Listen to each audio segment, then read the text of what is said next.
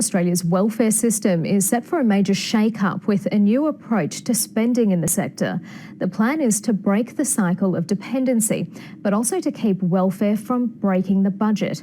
As the population grows, the system is at risk of becoming unaffordable.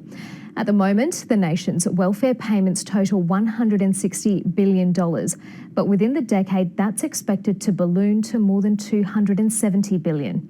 If you tallied up the total lifetime cost for those claiming welfare, you'd get a bill of nearly $5 trillion. Jane Norman has more. For single mum Patricia Young, this Salvo's Cafe is more than a work for the doll placement. It's become the support network she never had.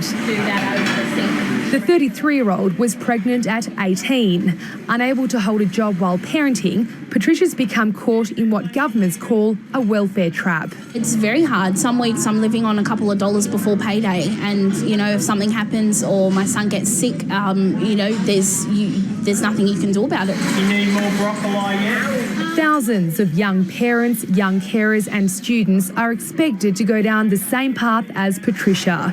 And planners now have some understanding of the lifetime costs of their support, more than $10 billion after actuarial work by PwC. Take their case study, Lisa. Aged just 16, she enters the social security system on study and working age payments. By 20, she becomes a full-time carer for her younger brother.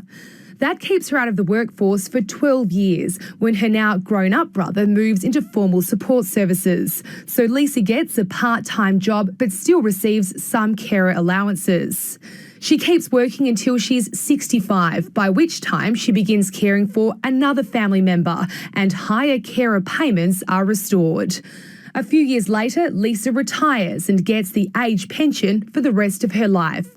The total estimated cost to the taxpayer, $500,000. For too many people in the system, money flows, nothing changes, and lives are not improving. Now something is changing. The government's adopting an investment approach based on the New Zealand model.